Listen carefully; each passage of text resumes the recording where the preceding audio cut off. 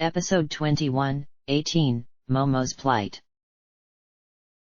Breath of Fire 3, of Gods and Dragons. Chapter 18, Momo's Plight. Oh my god! One man exclaimed. Chrism gases are filling up the greenhouses. Run for your life! Another yelled. This plant's finished!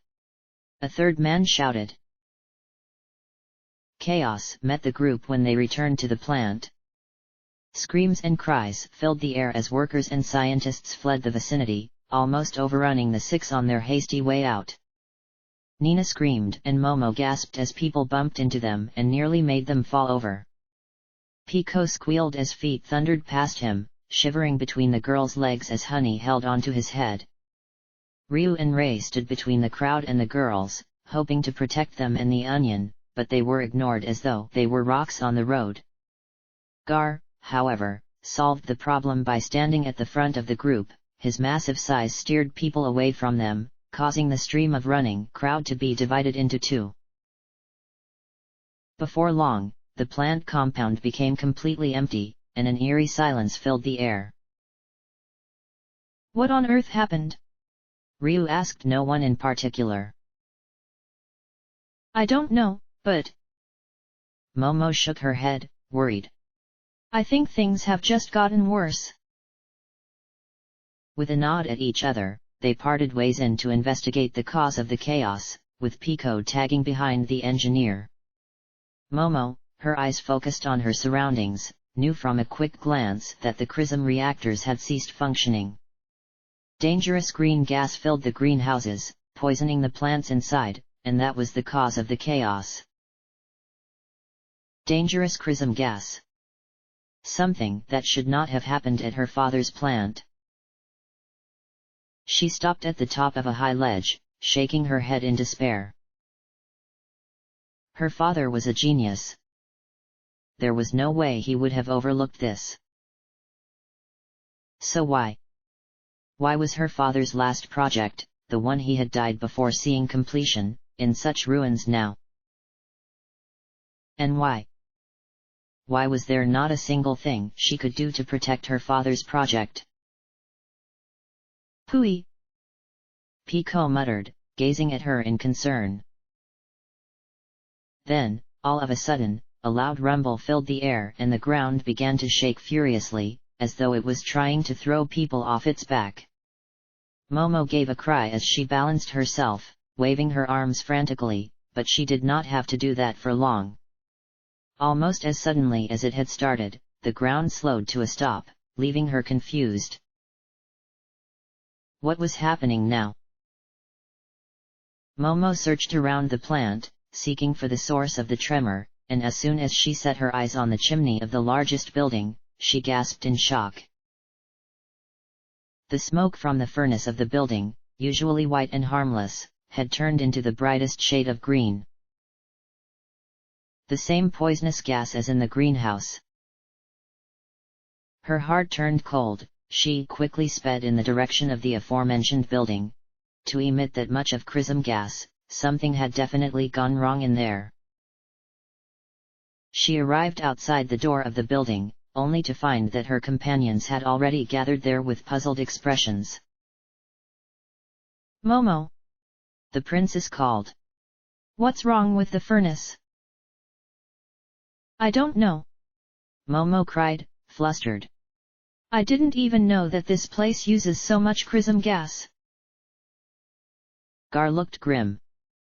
Nevertheless, we will have to evacuate quickly as well. The engineer stopped. Abandon my father's plant? Ray shook his head. Come on. Do you want to turn into green smoked rabbit? She hesitated, then strengthened her resolve. No, I'm not leaving my father's plant like this.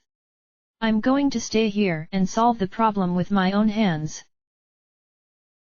It was at that moment when Pico's shout came from inside the building. Pew! Wondering if the onion had found anything, the others entered the building, only to find him jumping up and down madly in front of the hatch of the furnace. "What's wrong, Pico?" Momo asked, kneeling down beside him. "Pew pew pew pew pew pew pew," he cried excitedly as he bounced. "You want me to look inside?" She opened the hatch and gazed inside, then gave a shriek. "Hey! There's a ladder in here." "A ladder? In a furnace?" Curious, Ray knelt down as well. "Hey, she's right. There is a ladder going down." "But why?" Nina wondered. "Why a ladder in a furnace?" "To hide something in there," Ryu suggested. "Of course, maybe that's where the director is." Momo got to her feet, determined. "I'm going in." "It's my father's plant after all. I have to check it out." "I expected that." Gar crossed his arms. "However, you are not going alone." "Yeah, we're coming along," the winged girl declared. Hey? But... The engineer trailed off, not knowing how to continue. The young man smiled. "We're your friends, do you think we'll let you go on your own?" "Pooey pooey," Pico added. Ray grinned. "Who knows what'll happen if you're alone in there? You'll burn the place down." Momo threw a sharp look at Ray at first, but soon smiled with gratitude. "Great! Let's all go together then." She certainly had great friends.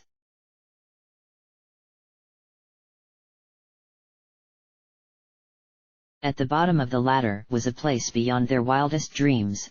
Metal hallways stretched as far as eyes could see, uncovered wirings showed in the wall as though they were painting on display, and metal ducts twisted and turned above them. Although Momo loved machines, even she had never seen such a technologically advanced place such as this before. "Wow, look at this!" she breathed, her eyes gleaming. "A place like this under the furnace." The half-tiger swished his tail as he thought. "Isn't this weird?" Nina shook her head. "Suspicious is more like it." Ryu nodded. "I agree." "Is it part of the plant? Or is it the director's secret research lab?" Momo wondered to herself, examining the machinery and wirings in the wall. "But then this machine. It's very impressive, much more advanced than the ones we use in the plant." Gazing at the metal ducts above, she continued muttering to herself. "I wonder if the director built it all by himself. Or if there was another engineer." Upon saying that, she froze. Another engineer? Could it be? "Is something wrong?" Gar inquired, interrupting her thoughts. She turned, quickly shaking her head. "Oh, and no, there isn't." She grinned in an attempt to mask her nervousness. "Come on. Let's take a look around." And she strode enthusiastically down one hall, with the others reluctantly following. Upon walking along that hall, however, they came across a dead end, with a metal door at the end with number 1 painted on it in red. Since there was nothing they could do to open it, they went down the other hallway, gradually arriving at a similar metal door that slid open swiftly the moment they approached. Inside, there were 4 similar in the room, set upon 2 long metal desks. Each of these machines consisted of a screen on a large metal box and numerous buttons on a metal board. "Hey, I know what this is!" Momo squealed, running towards the nearest one. "This is a relic from the Techno Age, something they call a computer." Well, Ray started, scratching his head uncertainly, not as excited. So what exactly is a computer? She turned around, gesturing on the number 1 that was shown on the glowing screen of one machine. You see that this number is the same as the one on the door earlier, right? In other words, her eyes shone. This is a key. A key from the techno age. Okay. Ryu shook his head. And how do we open the locked doors with this? Easy. She waved a hand in the air. We'll just have to input the password here, and the doors with the same number will open. That sounds easy to understand, but... Nina shook her head. We don't have the password, do we? Momo realized it with a start. Oh yeah. I forgot. Honey, who was on her shoulder, slapped her forehead for the second time of the day. But then again, she thought for a while. Usually people use something like a friend's name or whatever for their password. She faced the screen again, pressing the corresponding keys in front of the board. Like, PALET or something. Once she had keyed in the name, however, she stopped to think again. Maybe it's a little too obvious. Her companions gave a collective nod in agreement, but then suddenly, they heard a loud beep from the computer in a metallic voice. Password accepted. Opening all doors marked number 1. Everyone blinked. I don't believe it. Momo exclaimed. It actually opened. Ray shook his head. Doesn't this beat all? Talk about high security. Well, now we're getting somewhere. She grinned excitedly. Come on. Let's go. Now that the door labeled 1 was open, they headed through and emerged in another hall, this time with 3 doors that were marked with number 1, 2, and 3 respectively, but since only door 1 was open, they headed there and emerged in an office. 3 bookshelves stood against a wall and a large desk stood on the opposite end of the room, where its top was littered with scattered papers and books. Momo went over to the table, picking up a book. The moment she read the words on its first page, however, she gasped. It was her father's journal. Why would his book be in here? Curious, she flipped through the pages and read some of the entries. July 13th. I am beginning to lose faith in this project, and in myself. Despite looking forward to the outcome, one that I hope to see, I am beginning to think that this is a mistake, something that is not meant to be. But now that I have come this far, I cannot just halt everything. September 7th. Lately, I have been feeling weak and often end up being bedridden for days. But it gave me a lot of time to think about this project, so I questioned myself over and over, should I have even started this project? Have I been wrong in trying to reach the impossible? October 11th. I have finally decided.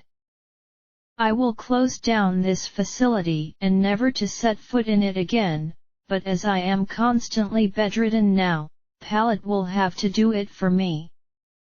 I will turn it into a plant to grow enhanced crops using Chrism energy, so that it will bring some good to people. But am I only trying to hide this accursed deed that I cannot reverse? December 31st. Palette is well on his way to close down the facility, but unfortunately, I do not think that I will live to see the plant built, it appears that the goddess will not give me a chance to pay for what I have done. I can only hope that no one else learns of this, not even my daughter. I am sorry, Momo. Please forgive your accursed father for what he has shamefully done. The ink used to write the last entry was rather blotched, as though drops of water had fallen on it before it had dried. Tears? Was he crying when he wrote it?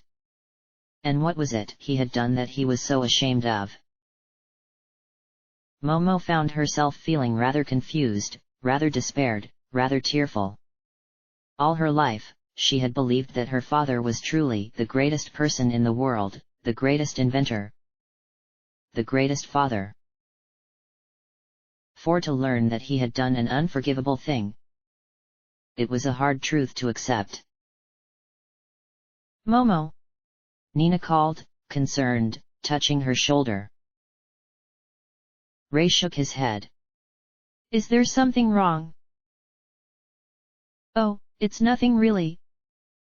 The engineer smiled, hiding her tormenting feelings inside. This is my father's journal, so it means he has something to do with this place. She shook her head. Maybe his name is the password to the next door. As it was the only lead they had, once again they left for the room with the computers, and Momo went to the machine that had a red number 2 glowing on its screen. Let's see. She muttered, keying in the letter. Password. REPSOL. Just like before, a metallic voice spoke after the beep. Password accepted. Opening all doors marked number 2. I knew it. She murmured and slowly faced her companions, a pained expression on her face. Repsol was. That's my father's name. When I saw the machines here, I knew that my father must have been involved somehow, but I've never heard anything about this place. And he's done something that he's ashamed of here. Not quite knowing what to reply to that statement, all 6 of them lapsed into silence while they walked towards the now unlocked door. As she strode, Momo recalled an old memory forgotten for years.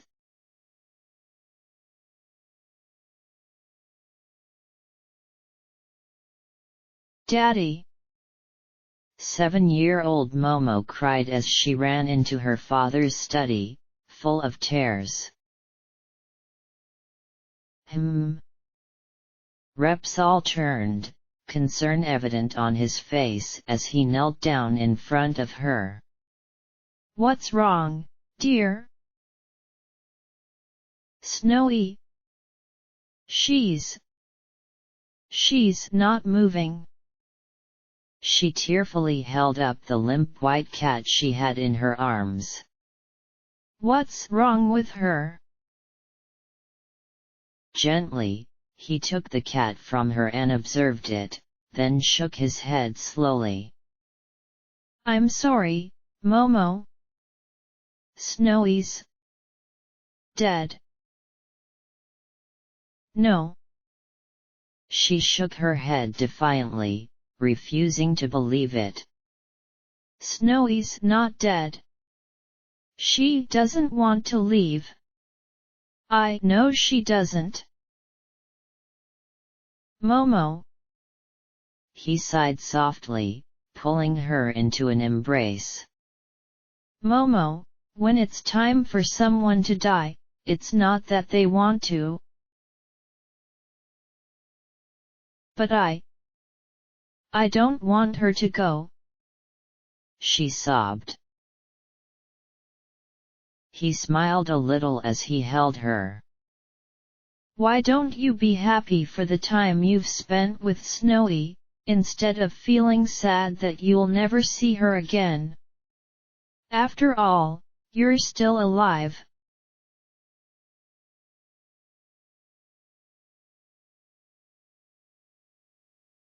Beyond the metal door labeled with number 2 was a series of halls that led to numerous observation rooms. Right in middle of each observation room, a thick glass wall separated them from the dirt-covered half of the room, where thick vines spread all over as though trying to cover every inch of the little space they had. Somehow, seeing these vines sent a chill down their backs. This, the princess spoke, approaching the glass wall. This reminds me of the mutant plant we saw years ago, before Pico joined us. Phew. The onion looked sad. Momo said nothing for a while, but then she caught sight of a piece of paper on a nearby table. Upon picking it up and reading it, she read the header aloud: Project AA Experiment 521. Failure. She shook her head, turning to the others. Project AA. Maybe it's the next password. There was only one way to find out. When they had returned to the room with the computer, Momo went to the computer that had number 3 flashing on its screen, and she keyed in the password. Let's see. She muttered to herself again. Enter password AA. The now familiar sound of the beep and the metallic voice rang out. Password accepted. Opening all doors marked number 3. There's only one door left now. She gazed at the ceiling, a faraway look on her face. I wonder. What is this Project AA? Something to do with enhancing life. Like the enhanced crops? Or? She stared at her father's journal, running a hand over its hard cover. Or does it have to do with mutants? What was my father trying to do? Silence filled the air, with no one able to answer her, and another memory crept into her mind.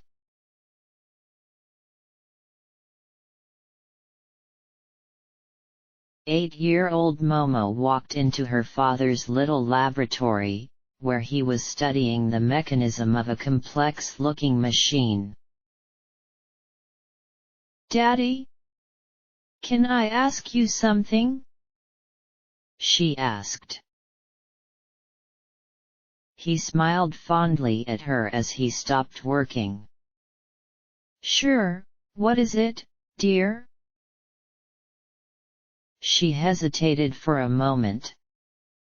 Why is it that you're always working on some project or other? Don't you ever get tired of them? He laughed a little, as though she had uttered a joke. No, I love working on these projects, I'm proud of all my work. She blinked. You're proud of your work? Yes, I am.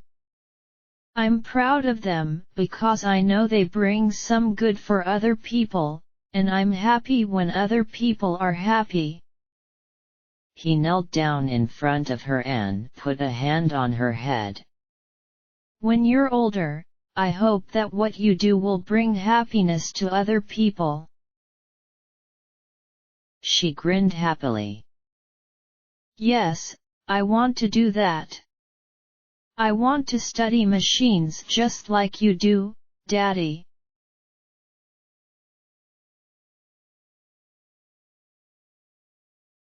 His projects are always for the good of others. She thought to herself. So why did he do this? Do something that he's ashamed of? Gar cleared his throat and interrupted her thoughts. There is naught to be gained by staying here.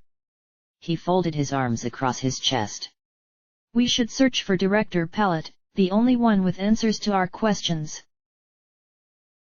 She nodded slowly. Yes. Yes, you're right. I have to find out what happened here. Momo. Nina put a hand on her shoulder. Don't worry, I'm sure your father's still a great person. Whatever he did that he's ashamed of, I'm sure it's just a mistake. She smiled slightly. Thanks for the vote of confidence, Nina. Now that the door labeled with number 3 was open, they headed to the one they had passed earlier and entered, emerging in a long and wide hallway. As soon as they neared the end of the hallway, however, they saw that a deep purple gas was slowly leaking out from between the crack of a slightly ajar metal door. A little ways from there was a closed door with a panel beside it. Momo went to the panel to examine it, pressing a few buttons, and read the message that appeared on the above screen. Oh no! What's wrong, Momo? Ryu asked. She sighed, turning towards them. We need something called a card key to get into that room. Well. Ray rubbed the back of his head. I'll bet that pallet guy's in there. So where does the card key lie? The Guardian questioned. I don't know, the older woman admitted, glancing at the other door where the purple gas was pouring out from. Maybe that room. The blue-haired man shook his head. That's chrism gas pouring out, isn't it? I don't think it's a good idea to go in there.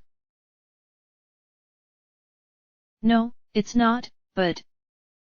what if the card key's really in there? Determined, she approached the door. I'm going in, I have to find out what's going on in here. What are you, nuts? The half-tiger exclaimed. This is my father's plant, so I'll have to ask you not to come with me. She grinned. Besides, everything will be fine. But Momo, the winged girl started, but Gar held her back. Be careful, was all he said. Momo nodded cheerfully. I will, don't worry. With that, she boldly stepped into the room, one sleeve placed across her lower face to prevent herself from inhaling too much chrism gas. Nina shook her head. Why did you stop me, Gar? You know that if she stays in there too long, she'll die from chrism poisoning. Gar gazed at her. If you were in her place, what would you have done? She focused her eyes on the metal floor. I would want to take the chance, no matter how small it is. That is precisely why I stopped you. He turned towards the door. Let us hope that she will return safely. Ryu nodded. Yeah, I really hope so.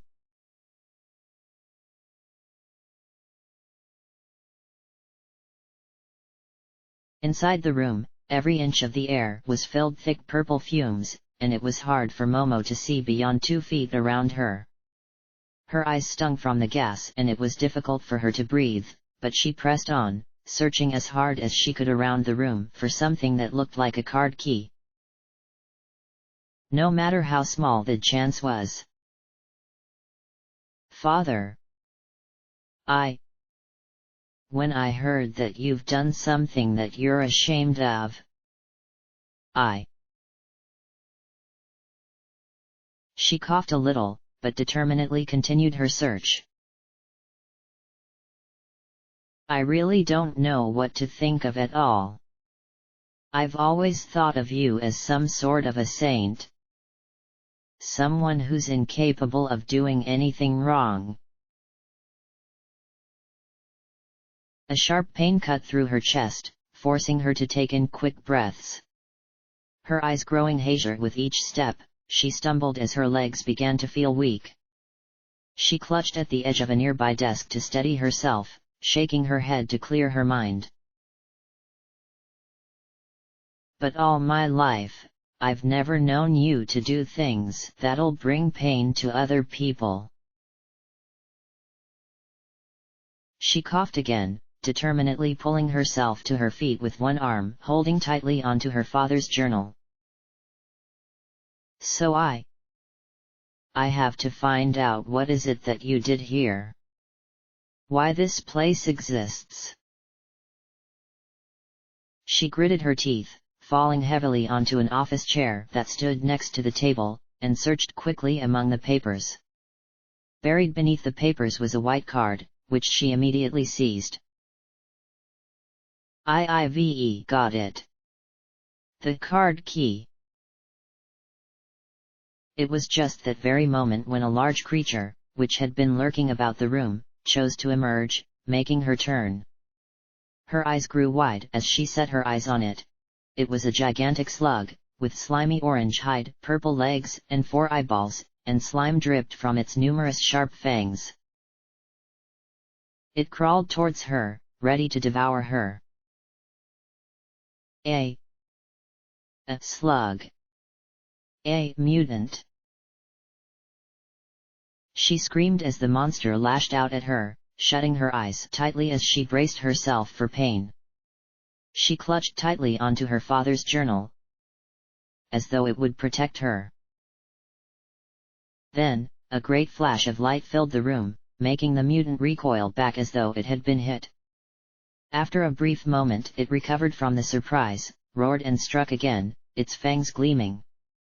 Another roar filled the room, belonging to a different creature altogether, and something smaller than it flew between it and its target.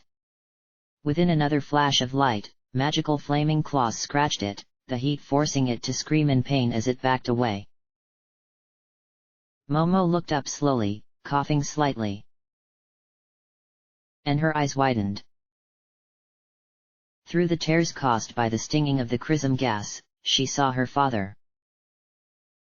Standing up straight, facing the monster confidently, protecting her. Just as he did once before, protecting her from a golem that attacked their home. Her heart soared, and tears of happiness filled her eyes. But once she blinked, she saw that it was only her imagination. Where she had supposedly seen her father, it was a bare-chested man, with long flowing golden hair.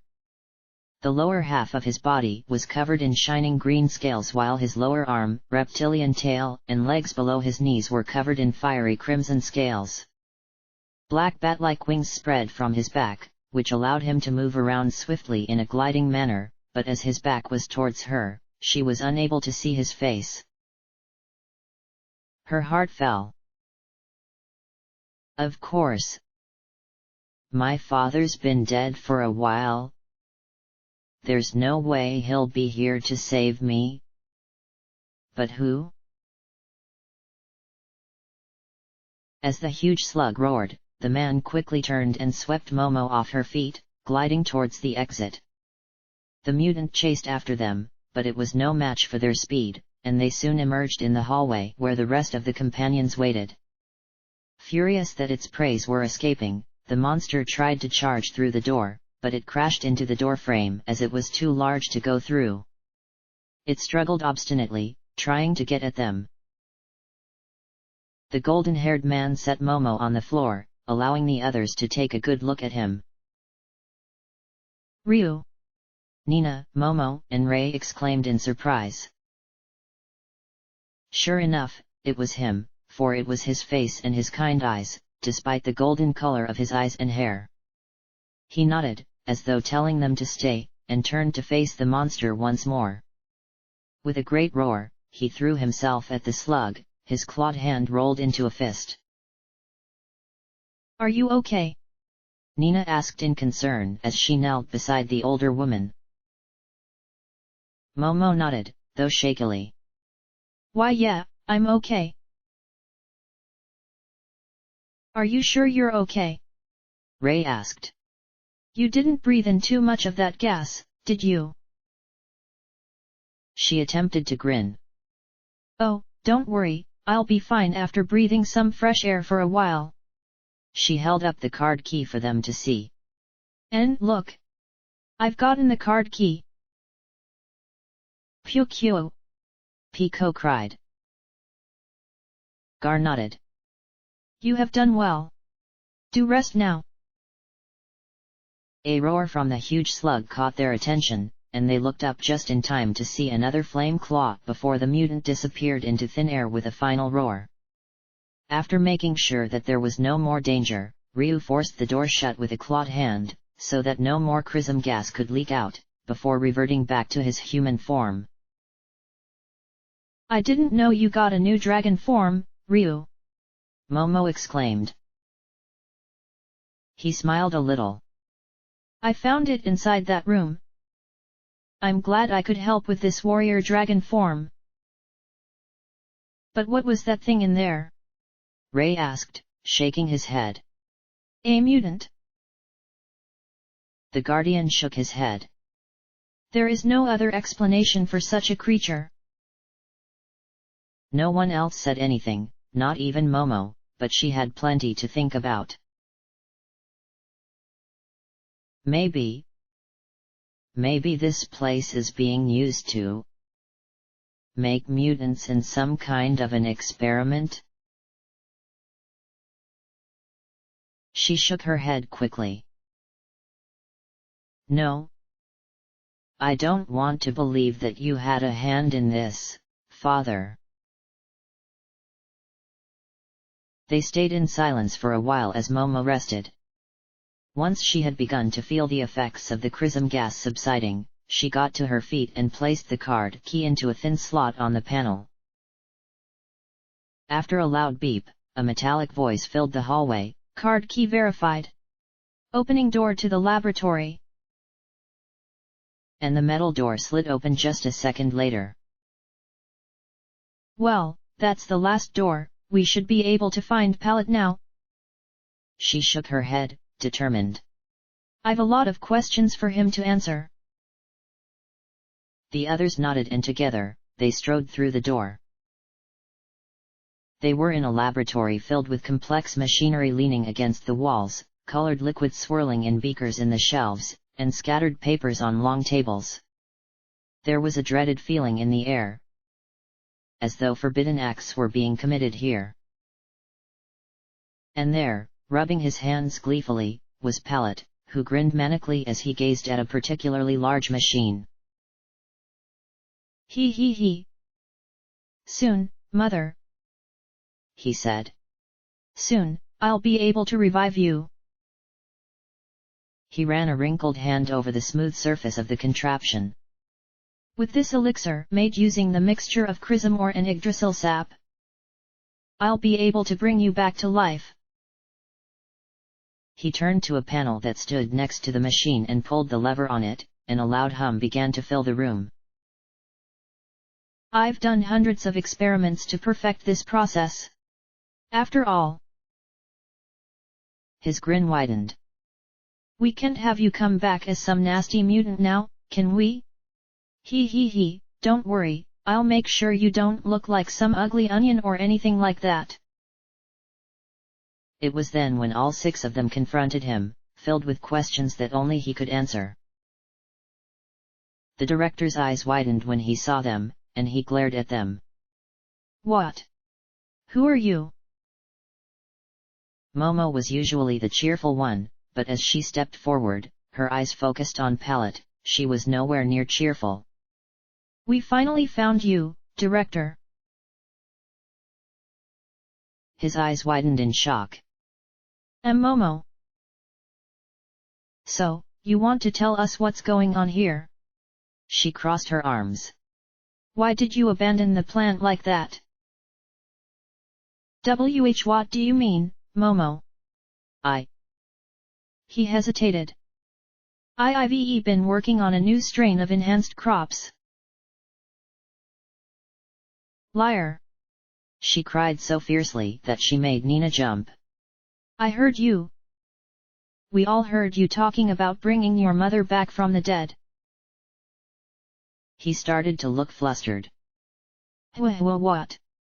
I am just my mother. Your experiments, where you used the chrism. They're responsible for the mutants, aren't they?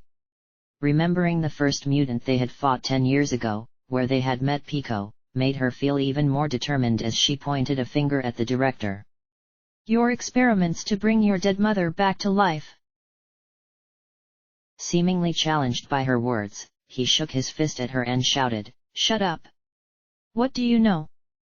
He swung a hand in the air in his frustration. Why is it fine to use chrism to create new life with enhanced crops, but not to give new life to my mother. A sly grin formed on his face. Besides, it was Repsol who put this machinery together in the first place. What? Ryu, Nina, Momo, and Ray exclaimed in unison. Pallet laughed. That's right. He was the one who went to Yggdrasil, got the sap and put it into the machine, hoping to bring his dead wife back to life. Momo trembled, unable to believe the truth. No. He wouldn't. He spread his arms towards the ceiling, as though he was about to receive great blessings from the gods.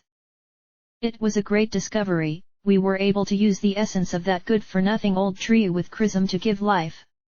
Then he frowned, banging a hand on a nearby table. Then that fool Repsol. He said it was against the laws of nature, said it was wrong, and stopped the experiments. He did. He banged a fist on the table again. Why?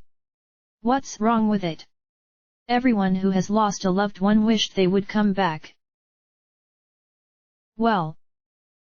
Ray rubbed the back of his head, his tail bobbing up and down. There's always somebody being born and somebody dying or other. Bringing someone back to life is unnatural, isn't it?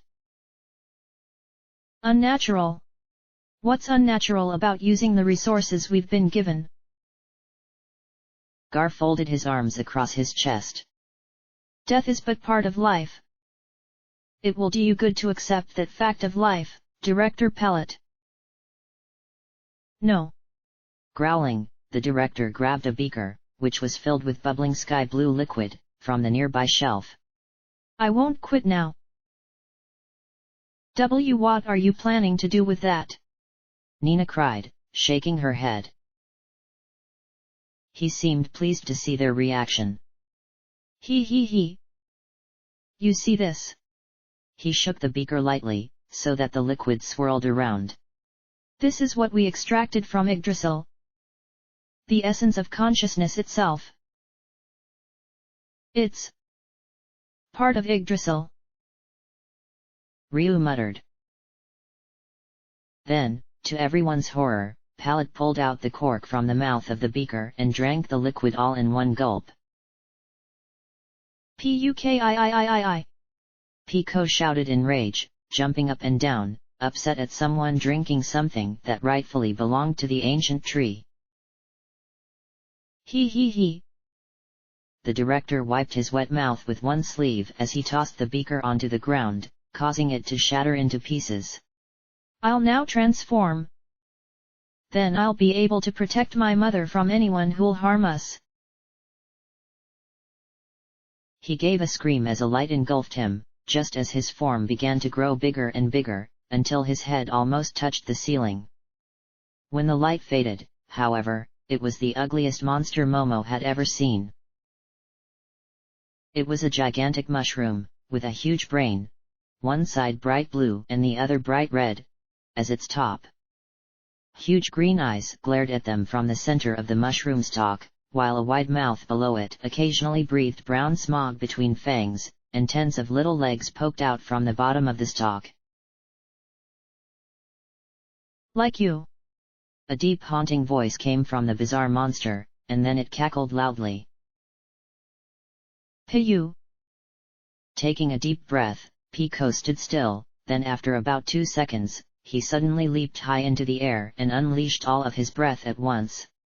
Kyuu. What happened next was something that the others could not have imagined. The onion was breathing out fire, just like a fire-breathing dragon. Pico! Nina cried. Apparently, even though Pallet had transformed into a monster using Yggdrasil's sap, he still retained most of the plant's properties, for he screamed loudly when the flame breath burned him mercilessly. A plant, after all, had a weakness against fire. Now! Ray cried, rushing forward. Fire hurts him. Ryu and Gar followed suit, their weapons raised, and Nina started glowing as she charged a spell. You! Insolent fools! Pallet yelled as unknown projectiles were fired into the air from his head, as his red and blue brain divided into two. These projectiles, they discovered, were brains. What the heck? Ray skidded to a stop and drew back, dodging the brain projectiles. Nina! Ryu cried as he leaped and slashed at a brain that was heading for the princess, slicing it cleanly into halves that landed on the ground. Phew! Pico was grabbed by the legs as Gar pulled him away from being hit by a brain. Despite the chaos around her, however, Momo remained where she was, unmoving as though she was completely shocked by the events that had unfolded before her. Even while Ray sliced the brains that were aiming for her, that failed to get her attention. She merely stood there with her eyes wide. All this while, Momo closed her eyes, and opened them again. Focused on the monster that used to be the director. All this time when you worked for the plant, you never had any thoughts for it, did you? She swung an arm in anger. You just cared about the experiments. Ha ha ha! The monster bellowed. Of course. I don't care if this plant's destroyed, as long as I bring my mother back. He roared. And I'll destroy you too. Destroy the plant my father worked so hard for. Over my dead body. With sudden vigor, she raised her bazooka and leaned it on her shoulder, her eyes shone with absolute fury that she had never shown before. Take this! With a fire chrism already embedded inside the bazooka, she fired multiple shots at Pallet, so many at one go that she was pushed back onto the floor as a result of the recoil. Nina, who had already finished charging her spell, unleashed it at the same time. Fire blast! With the combined force of both Momo's fire chrism shots and Nina's spell, a great burst of flames erupted and exploded right on target. The mushroom monster let out a cross between a roar and a hollow howl, stumbling backwards. But Pallet was adamant in bringing his mother back to life that he refused to go down without a fight. With a grand roar, he stood right back up. He inhaled deeply, like a diver ready to go underwater, and exhaled a huge wave of poisonous fumes, filling the large laboratory with its deep violet color. The group of 6 coughed and spluttered, drawing as far back as possible from the fumes, but there was nowhere to run. The poisonous gas was truly potent. It brought even Gar down to his knees in mere seconds. Die! Pallet's haunting voice shouted. But he wasn't the only one who wouldn't go down without a fight. Momo stood up resolutely.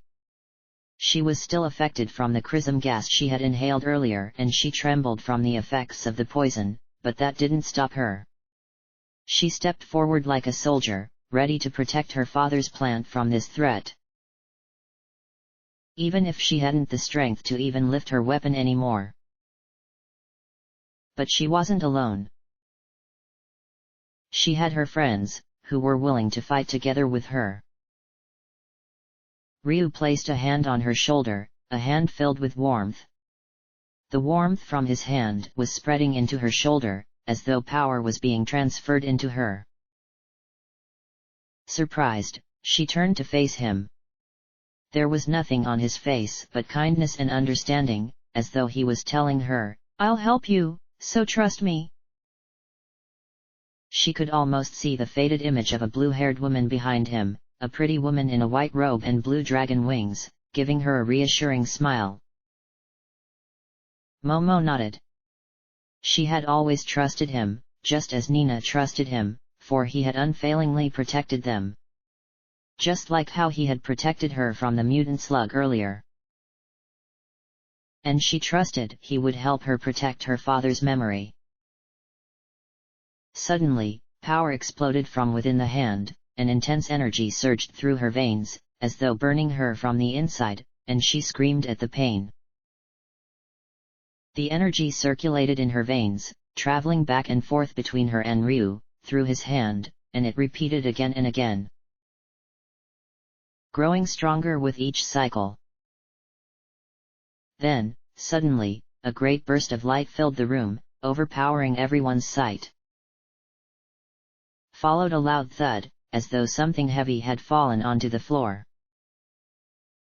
As the light dimmed, everyone else was stunned to see that the purple fumes were gone. And a grand creature sat in the center of the room, gazing majestically at the mushroom creature before it. It was a golden suit of armor in the shape of a dragon, with at least 7 feet between its shoulder pads and the floor.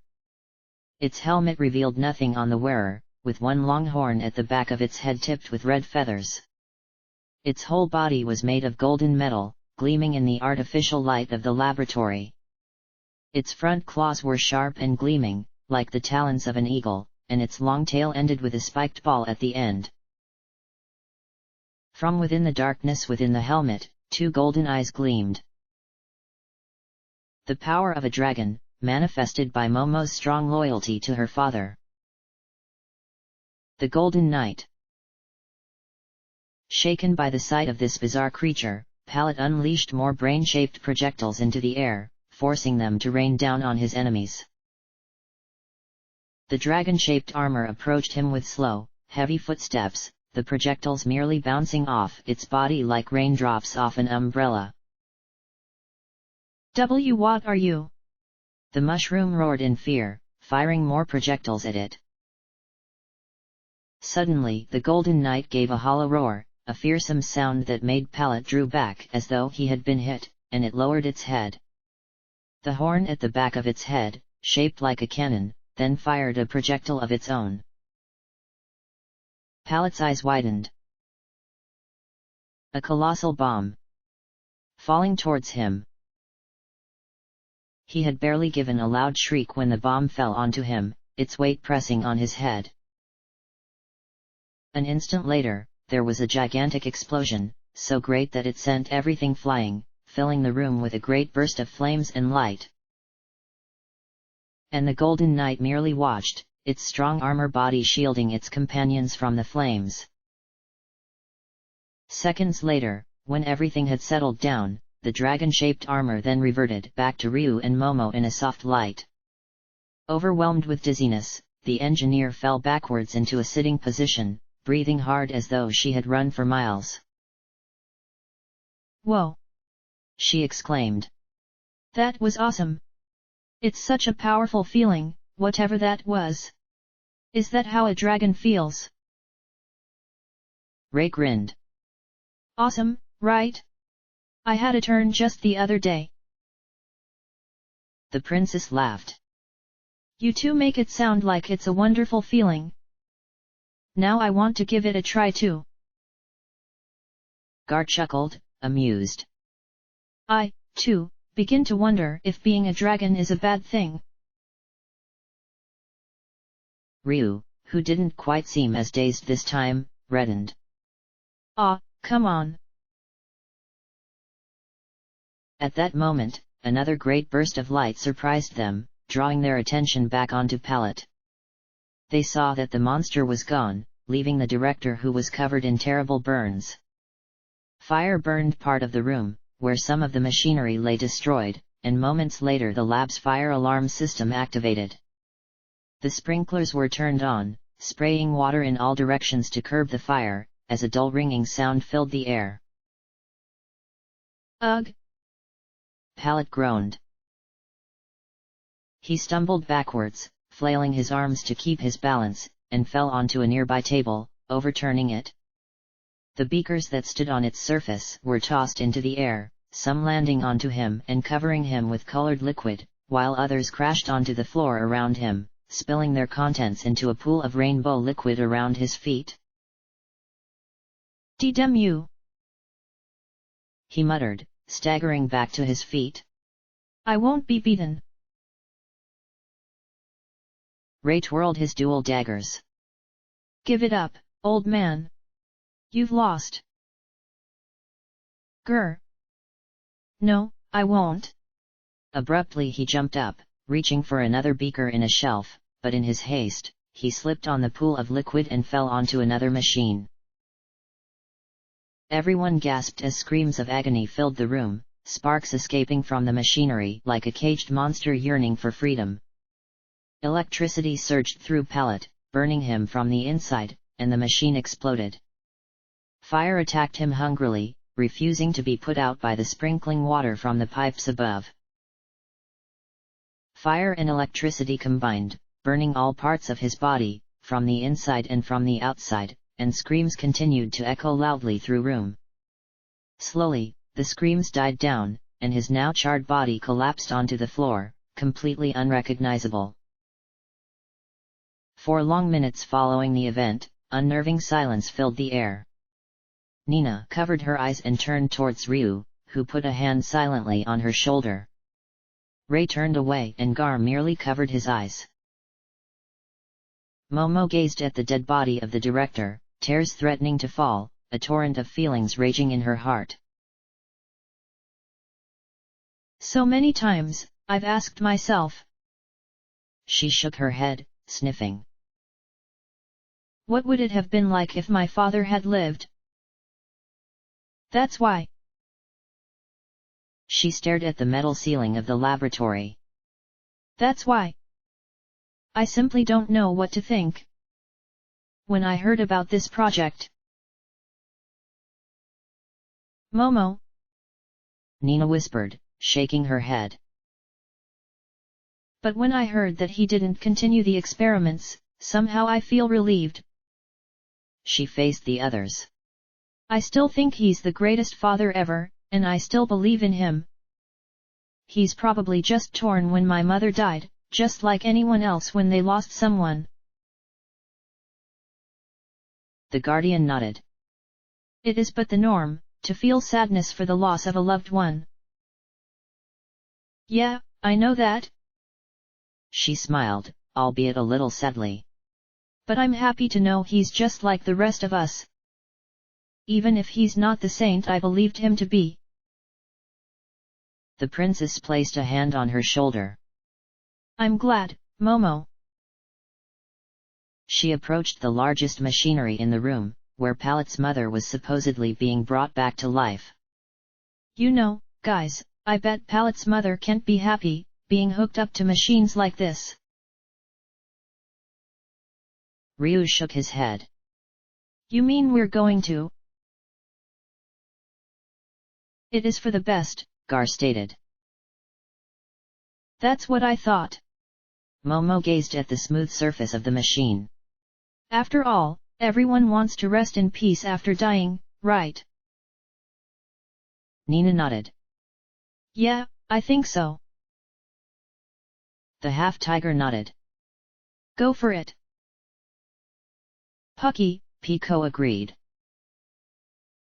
Can it be stopped by just flipping this lever? The azure-haired man asked. Yes, it should. The older woman put a hand on the lever. If I flip this, the supply of chrism should stop. With a nod to the others, she determinedly flipped the lever. With a low rumble, the lights from the machine faded away and the loud hum from it gradually died down, leaving the room in silence. With this, the plant will be closed down for good. Momo felt despaired for a moment, but soon she reverted back to her cheerful self as she faced her companions. Oh well, one can't expect every project to be successful, right? She stretched. Hey, it's been a tiring day. Say, why don't we go and have a drink at the coffee shop? It'll help us relax and it's been ages since I've been with you guys. The princess beamed. Yes, and we'll chat like before. It's been a while since I've had a long chat with someone. A cheeky grin formed on Ray's face. Hey, if you're paying, I'm all up for it. No way. Everyone laughed. Feeling much more cheerful, the six of them left through the wide-open gates of the plant, looking forward to relaxing and having drinks at the coffee shop. There was nothing left at this place for them, they knew that much. Momo, however, gave one last gaze at the plant, her father's final project, before turning away, with one thought in her mind. "Don't worry, father, you're still the greatest. I won't ever doubt you anymore." End of chapter.